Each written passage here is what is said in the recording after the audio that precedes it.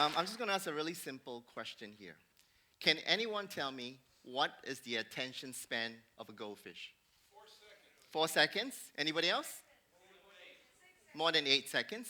Well, it's actually 9 seconds, right? So some of you are pretty close. I'm going to ask another question. What is the attention span of this person here? 3 seconds. Anybody else? Lower? It's about 5 and getting less. It's shocking, isn't it, that our attention span is a lot shorter than a goldfish. My wife and I has been married for about 22 years, and the other night she complained to me. She said, "You never pay attention to me." At least that's what I thought she said. I was in a restaurant the other day, and I was pretty hungry, so I wanted to order some food. So I raised my hands to get the attention of the waiter. But it's really strange, right? Every time when you raise your hands somewhere, the waiter is not looking at that direction. So when I raised my hands this way, it was looking this way.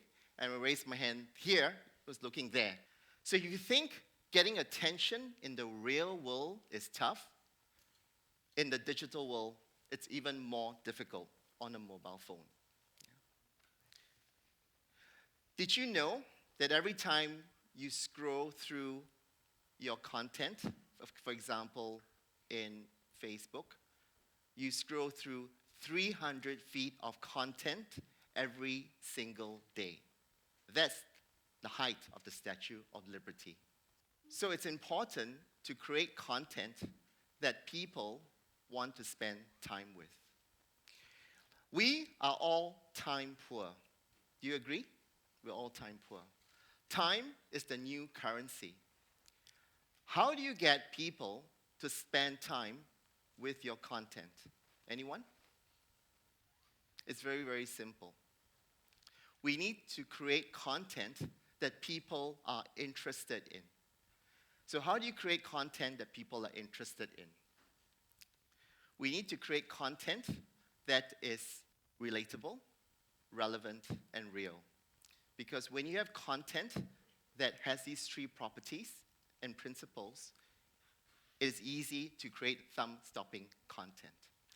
So this little thing here, which is part of your body, it's the smallest thing, but it's the most dangerous part. Because if your content is horrible, this little thing is going to swipe, delete, and scroll. But if your content is great, this little thing here, the only action you want this little thing to do is to create a thumbs up to get the likes that you want. So it's important to ensure that thumb-stopping content increases the engagement of your content. So the first thing I wanted to share with you about the three principles how you create engaging content is to be relatable. So what is relatable? We need to make sure that your content is familiar with the market that you're trying to achieve. So if you're a student here and you want to get the likes, make sure that your content, people can identify with it, all right? So I'm going to share with you an example that I worked with in J. Walter Thompson for Kit Kat. So Kit Kat, as you know, is a chocolate brand. And what it is having a break, have a Kit Kat. So they wanted to reach a young target market, which is the millennials. So in order to reach the millennials, we need to talk about problems that they are facing with. And I call this first world problems. You know what first world problem is? It's about not having a great Wi-Fi signal. That's a first world problem, okay? So this is what they're related, that's what they are really, they can identify with. So we took this familiar icon and created Instagram stories in order for them to get engaged with. And this is our thumb-stopping content for tonight.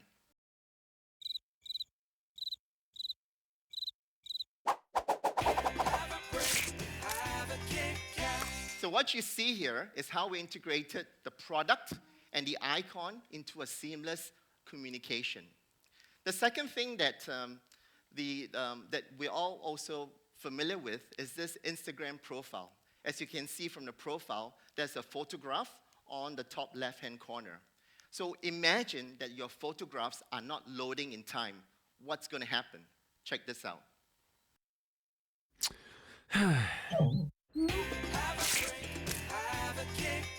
So two examples, simple examples, make it relatable so that it's easy for you to connect with your audience.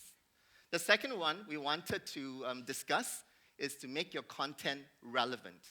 So being relevant is to make sure that your content is important, something that it concerns them in their everyday lives. So let's think about something that's relevant that's happening in Singapore the last few weeks. Yep, perfect. The haze that comes around every year. So the next content utilizes the haze because it's something that we are all concerned about. So you're familiar with this ice cream product called Haagen-Dazs, am I correct? Yeah. So what Wake Up Singapore did is that they took this familiar device and created a talkable content in their Facebook posts. And this is what they did. They created haze gun dust, a fictitious product that lasts for 1 month, and it's only available in Indonesia. Yeah. The second thing that the next brand did was to take advantage of a situation. So Spotify, how many of you use Spotify here? You have a playlist, right? So when the haze came up, they created a playlist. Check this out. Hazed and Confused, yeah? And some of the songs that they created is We Didn't Start the Fire by Billy Joel and Burn by Alan Golding. So what Spotify did was to take advantage of the situation, hijack the moment, so that it became much more relevant.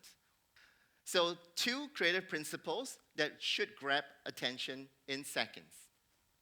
The third thing I want to share is that your content needs to be real. Who hates fake content? We all hate fake content.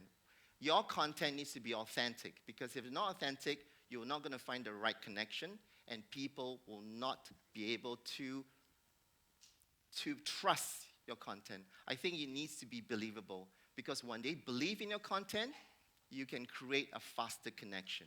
So I'm going to ask for your participation one more time, right? Behind me, there are two photographs. Which is real and which is fake? Raise your hands if you think photo B is real. Yeah. So if you're given a picture to represent a happy couple, the picture on the right shows a happy couple, which is unrealistic.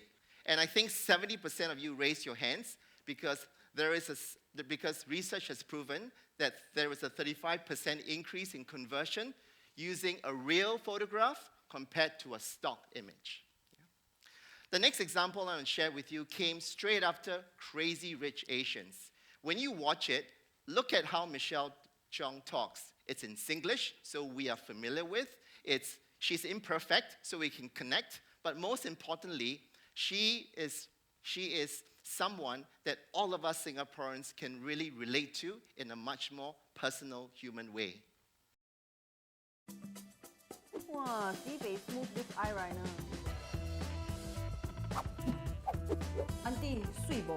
Is that my dress? But then, you can change your appearance, but you cannot change that neighborhood school stench. Hey, why you so rude? 看我会动啊 Tells you, Limbu 不是好欺负的 okay? How much do you want? You think what ah? Limbu come here for your lui ah? This one is Taiwan 连 CC ah. Actually, this number not bad lah. Can we go or not? Auntie, 感谢啊，我能好聚好散啊 Okay 啊，拜拜拜拜啊。How many of you guys like that? Raise your hands. Even if you're not a Singaporean, you can relate to it.